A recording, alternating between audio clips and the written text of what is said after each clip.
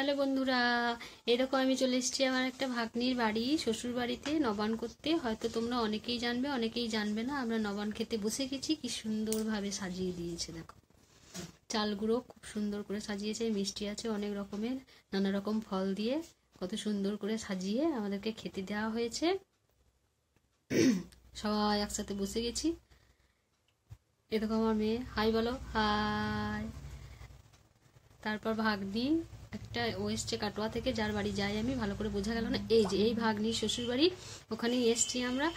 হ্যাঁ, খুব হাসি ঠাট্টা হচ্ছে, বুঝতেই পারছো একসাথে হলে যা হয় আর কি।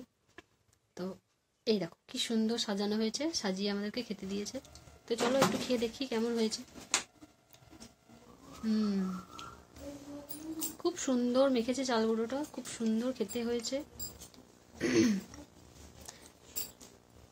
এটা পোস্ত মিষ্টি, এটা গোলাপজাম, কাটা চমচম, আর এই মিষ্টিটাও বাড়িতে বানিয়েছে চাচিদি। চলো, দারুণ হয়েছে খেতে। টাটা।